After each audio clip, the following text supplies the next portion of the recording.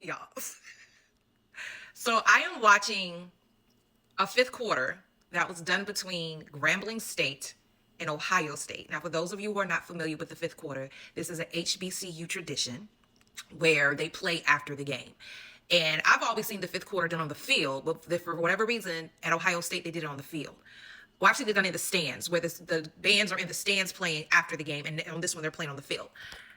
The contrast, now keep in mind, Ohio State is a big, good band. Nobody's knocking that, but it's not an HBCU band. Like, even now, watching them play the song, of course, it's Holly Jolly, ski slopes vibes, and there's marching in place while playing the song.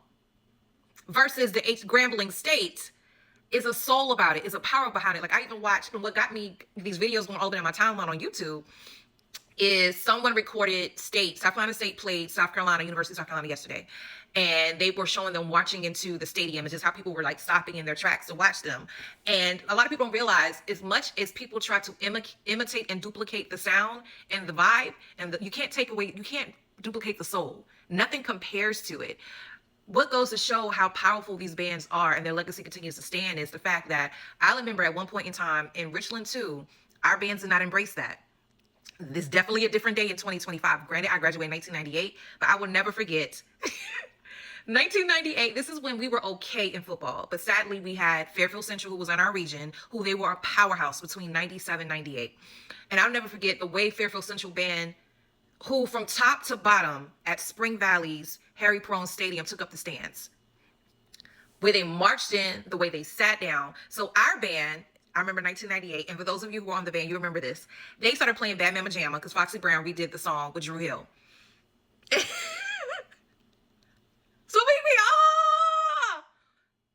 Fairfield Central came back and played it and blew us out the water. And the band director for Ridgeview got up and said, "No more, don't play nothing, no more." Because when I said they showed us out, because again, we were just like, you could tell the band members were teaching themselves how to play these things, and then the band director would let them go ahead and do it. But we literally have bands in Richland too now playing past the P's. But I digress. The reality is, y'all, you can't do what we do. I know you try to imitate it, but I love the love they were shown.